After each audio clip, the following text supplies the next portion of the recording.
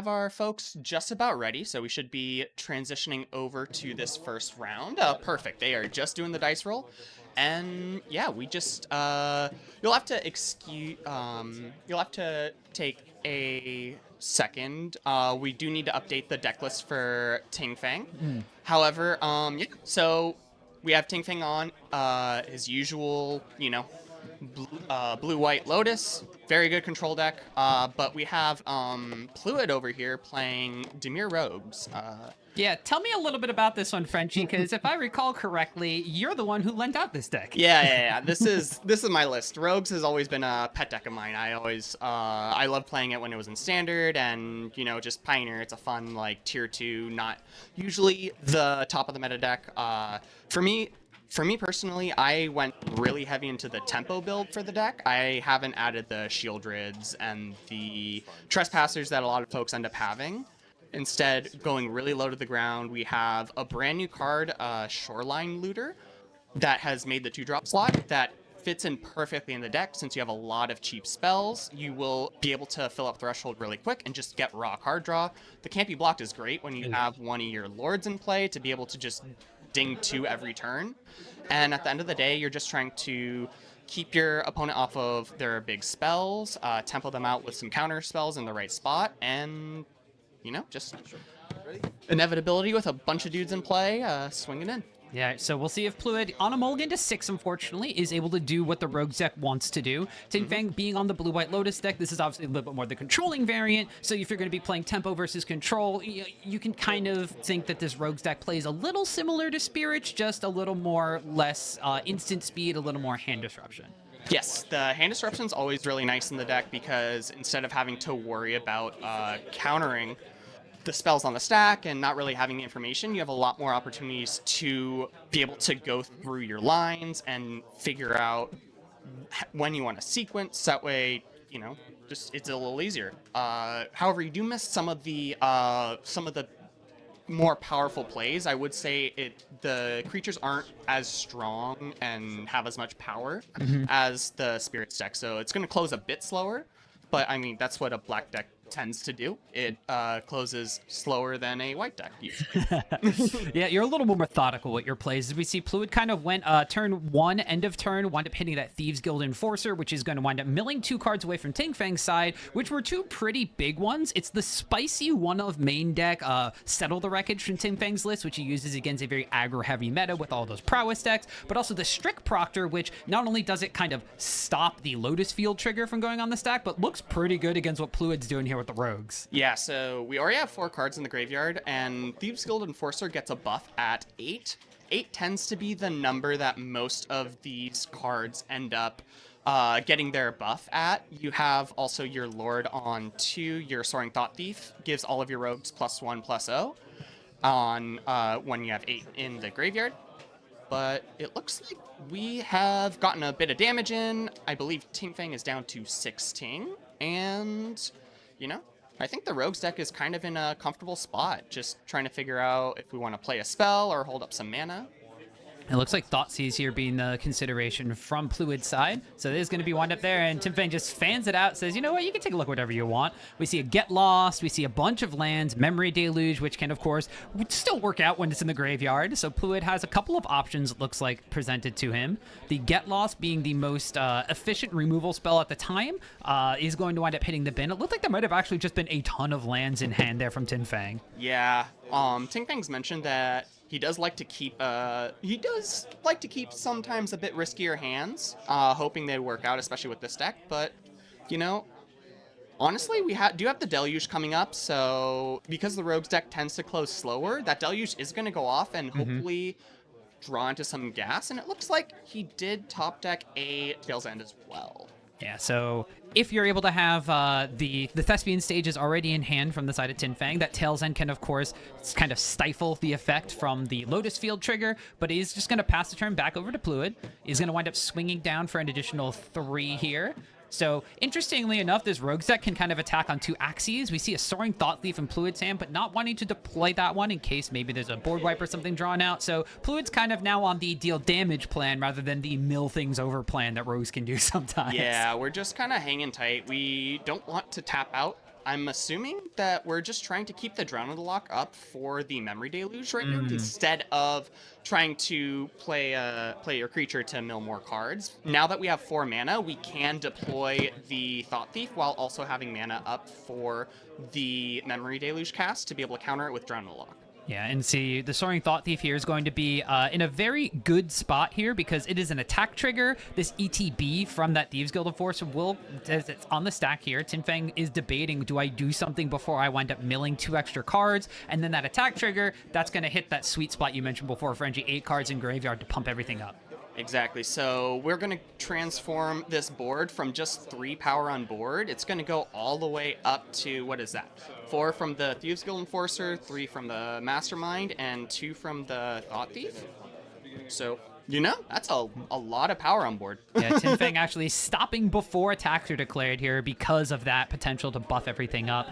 So maybe looking to try to get rid of that Thieves Guild Enforcer. Did wind up getting a Get Lost at some point in time in those draws. So Get Lost here could be pretty solid. Although if Pluid has that Drown in the Lock in hand, that would prevent anything from happening here. So instead, swing happens. We're going to wind up milling 2 off of the Soaring Thought Thief, who puts another Memory Deluge in the graveyard. But as you mentioned, pumps everything up, and this should be 7 damage coming across the Tin Fang's face. We'll see if the Get Lost gets dropped here before damage is dealt. Yeah, it's one of the nice things about how synergistic this deck is, and now Tin Fang is, lethal on end step. Oh, and there's that, the Drown in the Lock countering that Memory Deluge. So Drown in the Lock doing some damage here, especially after all of those mills. And Tin Fang doesn't have board wipe. This is looking at dead on board, although there is a Get Lost in hand. Yeah, I have a feeling the Get Lost is just going to be used on the Thieves Guild Enforcer, and if I was in Tin Fang's shoes, I might fire it off now, seeing that his opponent is tapped out. However, I can also understand maybe wanting to wait. So passes the turn, 5 mana available. Looks like we do know there's a Tail's End, which only counters legendary creatures, although it can counter a activated ability. So maybe looking to counteract the mill trigger or something from Pluid's Rogues. However, it is going to be a swing. The trigger resolves, Strict Proctor goes away, and this is going to reduce every single thing that is dealing damage on board by 1, but we're still looking at 5 damage, putting Tin Fang down to 1? Yeah, so do or die next turn, I guess. At least, we got some cards in hand. I think I did see possibly at least a blocker in hand, maybe. However, we do have it looks like right now Pluid has a Brazen Borrower and a Tiny Bones in his hand. Tiny Bones might not really want to get anything back, but, more pressure, more creatures, can't complain about that. I mean, at this point, if Tiny Bones connects, it's game over. Yeah, exactly. Not going to get anything back. But that Brazen Borrower does represent an answer to a potential blocker from Tin Fang's side. And if Pluid is able to find a land here, as it looks like he did activate 1 map here to explore. If there's an additional land in hand, you could just, after a board wipe, flash in that Brazen Borrower for lethal. Yep. Brazen Borrower being a rogue is something that's a little underrated here. Normally people just kind of think of it as doing everything you would want like a blue card to do, but it also just deals damage and synergizes with this deck extremely well. Yeah, very frequently your Borrower, once you get your opponent empty-handed and have counter magic backup, your Borrower's your closer. It's going to be 4 power if you have a Thought Thief in play, and, Ooh, it looks like we got the...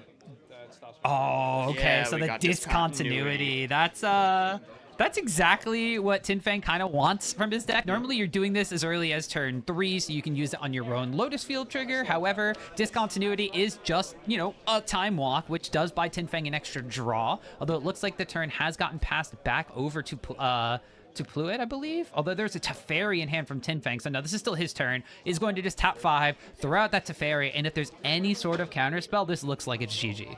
Yeah, but I don't believe we have, as we said before, we don't have that counterspell. So it looks like Tin Fang is opting to try and dig for some answers here, as opposed to tuck one of those creatures to make sure that it's easier to Ooh, the Teferi draw trigger also triggers Fairy Mastermind, and that Sheoldred's Edict revealed on top is just lights out for Tin Fang here. Pluid's gonna take game number 1. Yeah, so, I mean, I mentioned on the way in that this was going to be a good matchup for Pluid. He's always said that he hates going up against blue-white control because he always feels like it's just, there's always an answer, and Ting Fang is a very skilled pilot at this deck.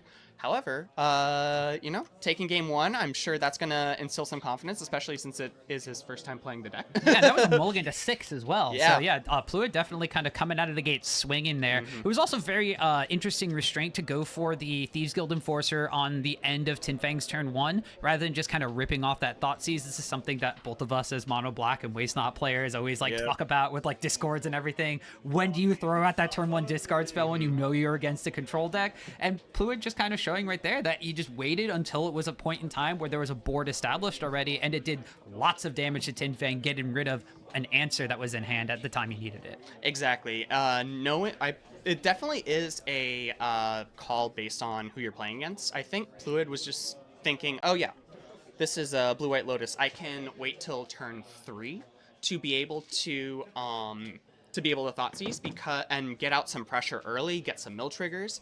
And frankly, the best part about it was whether or not Pluid realized, definitely read that Ting Fang had the Surveil land, which meant that whatever he kept on top was just going to get thrown in the bin anyway. Yeah, so that's quite a powerful kind of 1-2 punch there. Although, now if you're Tin Fang, this is a little bit of a different control style deck. You are kind of relying on the fact that your explosive draws of the Lotus Field kind of put you even further ahead of the curve than a normal control deck would be doing with kind of card advantage and just more tempo stuff. So knowing that what the Rogues deck is going to be doing, what are you looking to try to do as Tin Fang to kind of stem the bleeding that happened in game number 1? Yes. So I am assuming that I'm assuming Ting Fang has probably the best card in the situation, which is Temporary Lockdown. Oh, yeah. In his sideboard. You only have 1 creature that is more than 2 mana value in the deck, including the sideboard, so it's a bit rough on the deck. However, of course, there's always the push-pull in Blue-White Lotus Field, where also your Proctors can shut off your big sweepers, so it'll be interesting to see how Ting Fang balances that out. But I can also see probably some cheap counter magic also coming in from Ting Fang. Definitely some Mystical Disputes are probably going to be coming in for this matchup to be able to win those counter wars. And maybe some additional removal. And I would assume we are trimming on a handful of effects, probably some of those stifle effects, because we know Pluid isn't going to kill really quick, so we can actually develop our mana a bit slower and not have to explode out, and then let Teferi take us home with all of those untaps. Awesome. So in that case, we're going to be looking at potentially some more tempo-style counter magic from Tin Fang, getting rid of maybe some of the more combo-enabling kinds of elements. And then on Pluid's side, I mean, this is your deck, so what do you bring in against a control deck like this? So I'm bringing in Disdainful Stroke, Negate, and Duress most likely, and probably a couple of Reckoner Bankbusters, and probably trimming on at least some creature removal. But there's an interesting push-pull here because you do have the Strict Proctors that you really don't want to stick. So therefore, it's kind of weird to pull out your Fatal Pushes. But, we're going to see how Pluid decided to take the sideboard. Oh, and there is the namesake card, Strict Proctor, being slammed down on turn number 2. We'll see if Pluid does wind up having a response to it. And yeah, there it is. So, taking your advice, took your deck, took it to the feature match area, took your advice, and it wound up working out. Yeah, so right now, I'm intrigued to see how Pluid decides to go here. Whether we're going to hold up the mana, are we just going to deploy? We do have a couple of Shoreline Looters in hand that can help fix your draws and fix up your hand, make sure that you have the right cards at the right time. Honestly, this was the only upgrade that came from Bloomburrow, but it is a huge upgrade. I'm personally a massive fan of this card. It got me a 3-0 during my pre-release, frankly. Nice. And it also, I mean, I was playing with it on Arena Ladder today, and it did a lot of work for me once I was able to, grind my opponent's resources down, and then this just drew me a ton of cards. Ooh, this is an interesting spot here from Pluid. You see discontinuity, Teferi, double Lotus Field, temporary lockdown. That discontinuity represents being able to stifle the Lotus Field trigger, but the temporary lockdown, as you mentioned, is so good against the Rogues deck that Pluid actually goes for that rather than shutting off Tinfang's mana acceleration. Yeah, I kind of agree with that because right now it doesn't even matter if, it doesn't matter. Tinfang would have just ended up playing the Lotus Field for value probably anyway. So making sure that that wonderful sweeper doesn't come in is very helpful, especially given just how many 2-drops we do have in hand. It looks like we're pretty locked up on 2-drops, it seems. Oh yeah, well we have a 3rd mana in hand too, so we can always hold something up while playing one of these 2-drops. It looks like that Shoreline Looter is going to come down. The Rat Rogue is something that Tinfang has to read. We showed it a couple times on stream. Why not give it a little bit more airtime? Can't be blocked 1/1 for 2, but most importantly, as you mentioned, Frenchie, that Threshold ability synergizes well with wanting to put a bunch of things into our own graveyard, is going to be able to give it the loot effect of drawing a card and discarding a card whenever it connects. However, Tinfang, with that Lotus Field, is going to wind up being able to play Teferi, untap with a 2nd Lotus Field, and the world is kind of his oyster with 6 mana. However, I do think I saw a land and a 2nd Teferi in hand. It looks like, just taking a quick peek, it looked like his only other play was a Memory Deluge, which granted does represent possibly digging for a 2-mana spell and being able to use it, but that's honestly not much, and I think this gives Pluid a nice opportunity to get in for some damage, but I know in the back of his head he's thinking, is there an Emperor in hand? Is there an Emperor in hand? All right, so it looks like Art just going to swing with the Shoreline Looter. That's just 1 damage going Tinfang's way. So Tinfang, actually, we had a little bit of discrepancy in the life totals. It looks like that Tinfang was actually the one that was at 20, whereas Pluid has taken a shock damage and a Thoughtseize damage down to 16, so just getting that corrected for everybody. But it looks like now with 4 mana available, I mean, there's a lot of flash threats as well. We saw Soaring Thought Thief and Fairy Mastermind in hand. A 2nd Shoreline Looter is going to be coming in, and that's going to just proc the Memory Deluge with 2 floating mana for Tinfang. Yep. With these very cool counters that we finally get somebody able to use on the stream. Yes. So, well, y'all were hiding them when I was playing Mono Green, so it's not my fault. Well, I don't think we had them when you were playing Mono Green, unfortunately. So this is just going to leave 2 mana available in case there's like a Get Lost or some sort of follow-up. And finds the No More Lies off of that. So that's just going to exile this Shoreline Looter and leave Pluid a little frustrated. However, interestingly enough, I actually probably would, it looks like Pluid's just deciding to pass here. I would have actually used the Brazen Borrower now that Tinfang was tapped out to bounce the Teferi to hand. Yeah, so it looks like Fairy Mastermind comes up at a 2nd No More Lies. So that's going to stop any sort of extra card draw coming in from Pluid's side thanks to these Teferi activations. So Tinfang just kind of having everything in the world. Did tap 6 mana in order to play that No More Lies. So there should be 4 floating still, probably in the combination of 2 blue and 2 white in case there's any sort of follow-up. I do see actually a Tishana's Tidebinder in hand from Tinfang as well. We'll see if maybe we want to throw that down now that we just have our mana floating. But we are going to have Teferi trigger or delayed trigger on the stack, so we're just going to untap with 6 mana at the end of this turn anyway. Exactly. And it looks like there was a discontinuity in hand as well, so I can very much see Tinfang baiting out a play from Pluid and then ending the turn and just continuing forward. Really, there's not much to do with that extra mana, though. Yeah. So it looks like we're just going to pass turn and untap those Lotus Fields. Yeah, unfortunately, not enough to flashback the Memory Deluge in Graveyard, as that's going to be 7 rather than 5, which was available. This was a big draw set. We found one of those Disdainful Strokes that is going to stop any of those plays with the discontinuity coming in.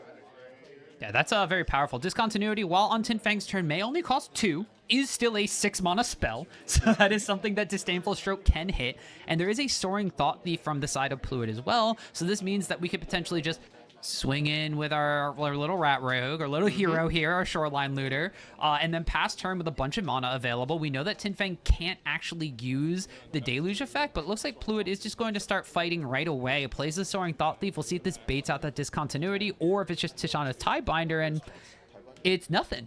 Instead, they're just going to stifle the trigger and potentially block. Yeah, the Tidebinder. This is a pretty spicy play. It So it looks like we're stifling the trigger from the Soaring Thought Thief and not any sort of trigger from the Looter, which is pretty smart. So what's going to end up happening is it's still only going to be 1 damage. However, the extra buff that you're going to be getting off of the Thought Thief and the additional mill, not going to happen.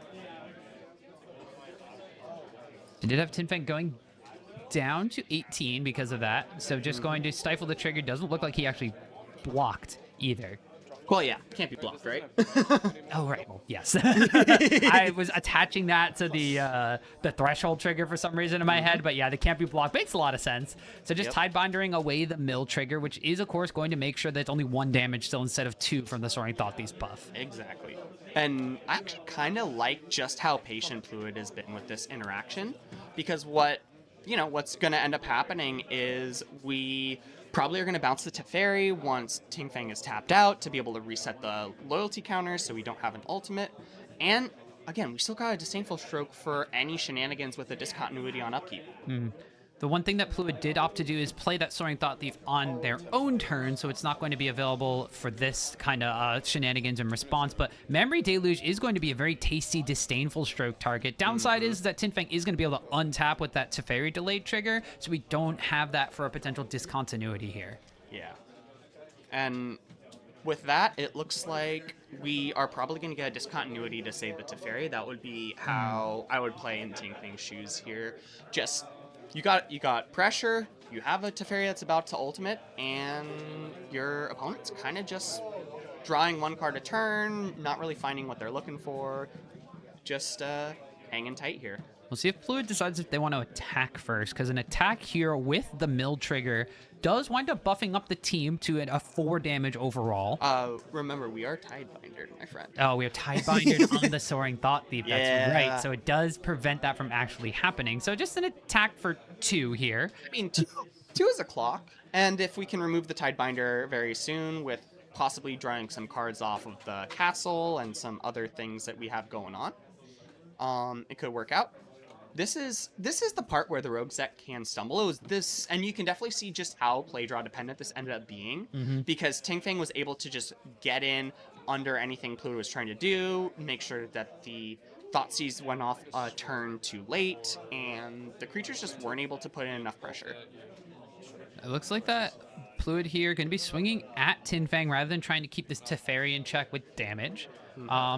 And we do kind of have to go back to that Thoughtseize decision from Fluid, too. Yeah. Seeing double Lotus Field, Teferi, temporary lockdown, discontinuity. Fluid decided to go with the temporary lockdown because of all these 2 drops that the Rogues deck has been playing out here. Wasn't really able to deal with that one. However, has just continued drawing more 2 drops, whereas that discontinuity has put Tinfang in a spot where he untapped with a Teferi and 6 mana on turn 3 or 4. Yeah. Especially if you're not as used to piloting the Blue-White Lotus deck, you might not initially think that, yes, that setup of cards is going to get you a turn 4 Teferi and going to let you run away with the game. Yep. However, I think Fluid also had the Fairy Mastermind, so might have been banking on using the Mastermind to get some additional draw off of the Teferi drawing an extra card per turn. So who knows what ended up being the reason for the decision that was made, but now we're just continuing to hold up interaction, which I think is the best thing that the Rogues deck can do, because you also, like, both players are presenting a clock, one a bit slower than the other, and it is going to take a bit of time for the Teferi to ultimate, because we know for sure that Fluid's going to do everything in his power to get rid of it on this following turn. So it looked like there was a discarding and a draw from the trigger from the Shoreline Looter. It winds up putting a Thieves Guild Enforcer in the graveyard. Now on Tinfang's turn, plays Thespian Stage, which could represent a 3rd Lotus Field here, and then swings in with the Tishana's Tidebinder. It looks like Fluid deciding, do we need to start conserving life total? Do we need to look at getting rid of this Teferi? Interestingly enough, Fluid has been continuously swinging at Tinfang rather than trying to put this Teferi down a little bit further. Does not know that Tinfang has the follow-up Teferi in hand, so next turn represents Teferi Emblem Teferi, which is basically game over. Yep. Yeah, so we're just trying to figure out what we want to do here. I mean, going to 10 isn't great, but again, it's a control deck. Hey man, They're sometimes not- you go to 1. Yeah, yeah. You still win if you're at 1, right? Yeah. It's not a game of horseshoes. It's you're just trying to get your opponent all the way dead. Now I'm just imagining like the horseshoes and hand grenades comparison. So I'm imagining like Pluid just throwing down a hand grenade and just exploding the table, Exactly. being like, you were close, but not close enough. But Edict does go into going after the Tishana's Tidebinder, which is going to unlock Soaring Thought Thief. However, that is going to trigger the temporary lockdown coming out from Tingfang, and without anything to kind of respond to that in hand, Pluid now has the interesting decision of, do I try to bounce this with Brazen Borrower end of turn and attack down Teferi, or do I get rid of the Teferi? Yeah, This is tough. I'm really not sure here. I think honestly, the smartest play is going to be waiting for what Tingfang wants to do, because we know that Tingfang does still have discontinuity in hand. So if he bounces the Teferi in response to the discontinuity on his upkeep, hopefully there isn't any shenanigans where the Teferi can just ultimate and Pluid doesn't even get a chance to draw a card. Yeah, and Pluid just kind of looking here. There was 3 mana being floated, and it looks like he is going to try to use the Brazen Borrower's Petty Theft right now. But with the discontinuity in hand, Tinfang has all the mana in the world, could shut this down. Also has an Impulse to be able to Impulse first to see if he could just draw a Counterspell and save the discontinuity to then Time Walk Pluid next turn empty-handed. Yeah. I mean, Pluid's showing all of his guns. Oh, it looks like we are not bouncing the Teferi, rather bouncing the lockdown. Yeah, which then represents, with the discontinuity on upkeep, represents a very lethal board. Yep. So instead, it is just going to be using that extra floating mana now just to cast Impulse. So we'll see if Tinfang's able to find second discontinuity, find something else to potentially use. But this one is looking pretty much wrapped up here. If you untap this Teferi emblem, Pluid really can't do anything from no mana, from no cards in hand. Exactly, yeah. If I was in Pluid's shoes, might just scoop it up and go to game 3, because, control versus tempo can sometimes take a while. Oh, yeah. And here we go. Teferi emblem comes out from Tinfang, and let's see if the writing is on the wall here from Pluid's side. We do have second Teferi in hand. As soon as that winds up getting cast, that's probably going to prompt a concession here. There's 10 mana available, so being able to Teferi uptake, draws a card, exiles 1 creature, can potentially have another draw spell, which then exiles the other creature, and it does look like Pluid is just going to decide, we kind of did all we need to do here. So game number 2 going to be going over to Tinfang and the Lotus control deck. Yeah, I definitely. It was a good game on both sides. I think that this honestly just kind of shows that sometimes the timing of your spells is really important. Had Pluid just held back on the Brazen Borrower until knowing what Tingfang was going to do on his turn, he probably would have ended up bouncing the Teferi to hand. So that way, Teferi didn't ultimate. However, it's totally fine. I mean, yes, we're playing for additional stakes for end of month, but at the end of the day, this is still locals. We're trying to figure out decks, trying to just play random matchups and see what's going on, bring some brews, or just practice for RCQs, RCs, what have you. And as you mentioned, this is Pluid's first time piloting the Rogues deck, so trying to do some kind of figuring out your lines and just making sure you're a little more comfortable how the deck plays. Now, this is the thing with the tempo decks too, is all those sort of micro decisions really kind of stack up over time. Oh, yeah. So we talked about the Thoughtseize decision, we talked about the Brazen Borrow decision, all these kind of timing windows. If you're a little unfamiliar with either the style of play or the specific 75 cards that you have too, it makes those micro decisions even more punishing when you do them incorrectly. We've seen this from Spirits decks, we've seen this from different versions of the Phoenix deck that splash into Grixis or maybe go Dimir and just don't play the red besides the Phoenix cards, because those little decisions just can't be kind of made up for by drawing 3 additional cards off a Treasure Cruise or playing a Crackling Drake to restabilize your board at that point. You don't have those threats here. Yeah, it's right here. All we're really doing is just continue to play powerful cards and throw stuff into your opponent's graveyard and hope you can close early and just keep your opponent off of those big spells as much as you can. Yeah, and now we have Fluid going back on the play. So Yes. with a tempo deck, a lot of people say Pioneer play draw dependent. I have words to talk to them about. However, I cannot argue when your deck is entirely 1 and 2 mana spells, playing untapped turn 1 land and having the world be your oyster is extremely important for a deck. Exactly. And especially given, I want to say that my list has 18 turn 1 plays. That's a lot. You're usually going to find a lot of really good turn 1 plays. And it's, I mean, right here. So we have both a Thieves Guild Enforcer and a Spell Pierce. And a Thoughtseize. And a Thoughtseize. So you have, again, World's Your Oyster. You have 3 different cards. You can sequence them, honestly, as your turn 1 and your turn 2 plays with all 3 of them, which is spectacular. And I can very much see Fluid going into hand first, and then holding up Spell Pierce and the Thieves Guild Enforcer for the following turn. Looks like just going to shock in, passing the turn here. So Fluid probably gonna just Thieves Guild Enforce right here, mills over 2 lands, and as you mentioned, with a Spell Pierce in hand and a Thoughtseize, you kind of get the fact that you can Thoughtseize on this turn if you want to, and then decide, do I need to hold up the Spell Pierce, or can I wind up playing another one of these 18 1-drops? Yes. You know, that's the reason why I particularly like this version of kind of the blue tempo deck in the format, because Thoughtseize lets you have so much more understanding of what you want to be doing with your mana every turn. Definitely, and we see just a swing and a pass of the turn, so Thespian Stage and Sunken Citadel on white being the play here from Tinfang. We are going to flash in a Soaring Thought Thief, which mills over 2 discontinuities. That's a great graveyard to mill over. So that is 1 Memory Deluge down and 2 discontinuities. That's Yahtzee right there. The Yep. only better thing would be if all 4 Teferis were in the graveyard, and then Tinfang has to find a way to win without them. But this is going to be a follow-up Thoughtseize as well, so... Yeah, this can be pretty quick, because we're going to see there's a Teferi, there's a Get Lost, there's some additional lands. Honestly, especially seeing that while we have a Lotus Field, we don't have a Stifle trigger for it. Nope.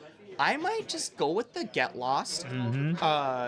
Actually, no, we have the Spell Pierce in hand. We have Spell Pierce, so we could Spell Pierce Get Lost, Spell Pierce Teferi. We could do whatever we want. Yeah, honestly, probably take the Teferi, the card draw engine, and then hold up Spell Pierce for whenever he decides to play the removal spell and just say screw it. Because what that means is, especially if when we go to combat, the Get Lost is played, we're going to have 8 cards in graveyard, because the Thoughtseize took one away, and countering another one's going to put it in the graveyard. One of the cards that was in Tinfang's hand, however, is a Ganjo. So that could potentially kill one of these attackers if he chooses to use that instead of the Get Lost. The Get Lost is face up. The land is also face up. So Tinfang has to be thinking, what does Fluid have? And is going to wind up going with the Channel ability. And I don't think you can Spell Pierce that one, Fluid, unfortunately. Yeah. So it's just going to let the Soaring Thought Thief die after the trigger has resolved, and I believe Fluid should have that land untapped still. Yeah. Yep. And just passing the turn back. So Tinfang, very good of identifying the fact that, hey, my opponent has something. Otherwise, they would have taken the Get Lost. Yep, and we are at 16 all.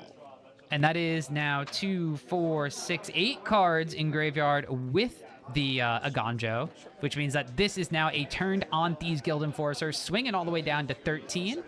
We do know that the Get Lost is still available. This could be Spell Pierce territory, and it looks like Fluid's going to rip that one like a Beyblade. Yep, exactly. Spell Pierce it. We have Adrenaline Lock for a larger play coming up as well in hand, and we also have the Brazen Bar to bounce any shenanigans that may come in.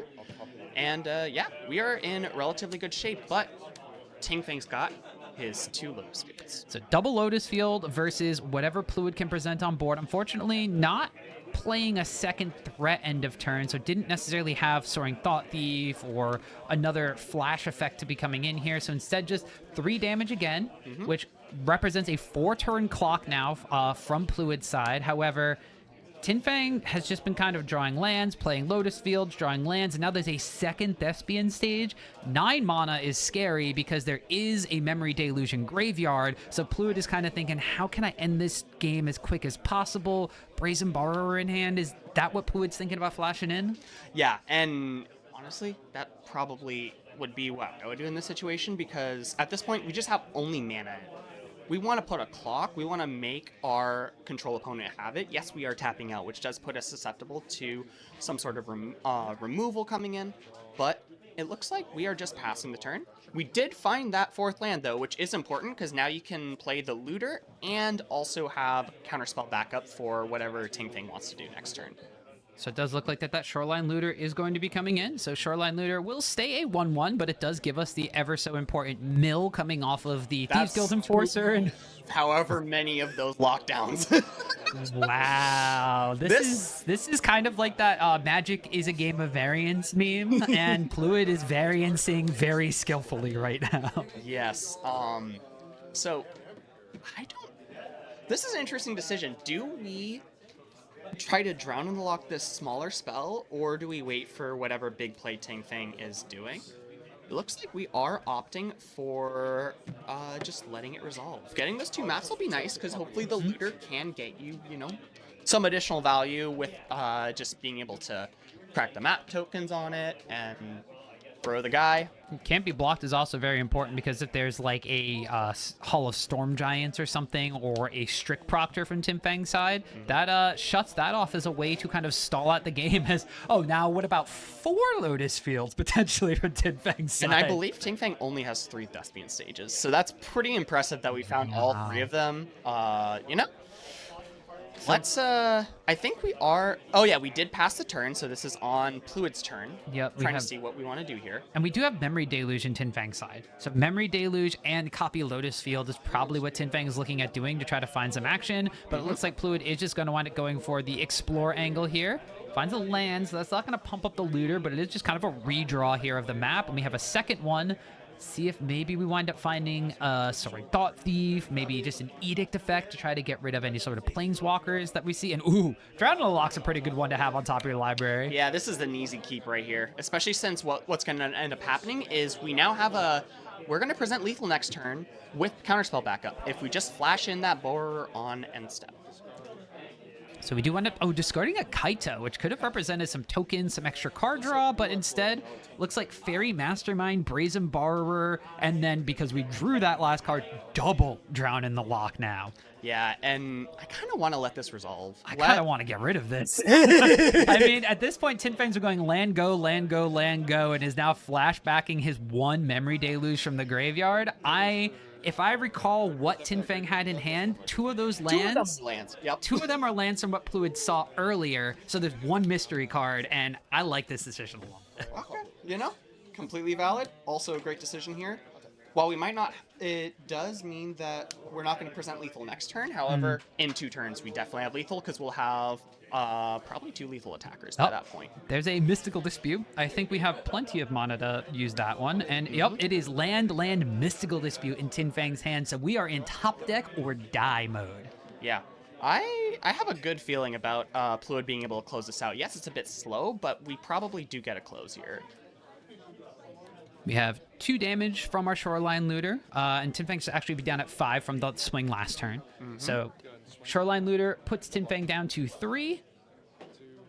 And now Pluid, couple of cards in hand, does get a draw discards, could even clear the way with this Thoughtseize if he really wants to. Honestly, that's kind of a great top deck here. You don't care about your life total. You know that there's not really much going on. Ooh, looking at the graveyard, looks like there's a Cling to Dust in hand too. Yep, I like this too because the Cling to Dust, it will just honestly cycle at this point. Get you another card, another look. And you can escape it, so you're fine just discarding that. Exactly. Oh, we see Thoughtseize here, and it looks like Mystical Dispute comes out, and this could be a little bit of a bait. Pluid can pay for this. I'm not going to, but there's nothing else in hand from Tin Fang. Yep. Yeah, smart. So actually does not lose the 2 life.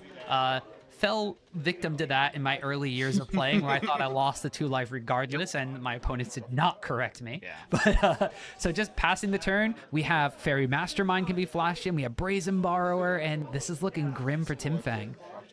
But we did find a blocker finally. We find a blocker. But it's just 2 lands besides the blocker, so it is still a 2-turn clock. And we found an additional land from Pluid, so we do have the option of Flash and Fairy Mastermind and Petty Theft for the victory. So we'll see if that's the heads-up play that Pluid sees, or if he's really afraid of this last card in Tin Fang's hand. Yeah. It's the threat of the card is usually sometimes enough to kind of paralyze you if you think you have the winning line. Like, you don't want to throw it away if you possibly can. Yeah, and you really want to wait till yeah, passing the turn, let the mana go away, and now you make the decision with all of this mana. We also have Drown in the lock in hand, right? So we could potentially just let this resolve and kill it. Yeah, there's a lot of things that we can do here. If I'm in Pluid's position here, I am probably going to at first attempt to bounce it. If the bounce doesn't work, then I'm just going to play the Fairy Mastermind, and then after that, I'm going to attempt to kill it. But we're just waiting for our own turn to have an additional look, and we have now an additional land to pay for any mystical disputes as well. Yeah, it looks like the end of turn. Flash and Fairy Mastermind was played out there. There's a land coming out here, and now if Pluid can recognize I'm going to bounce this Strict Proctor and swing in for lethal, that should be GG here for Rogues. And Tinfang says you got it. Pluid's able to take the victory. First time running the deck. Rogues might be back. Rogues definitely might be back. That was a very kind of strong case for it.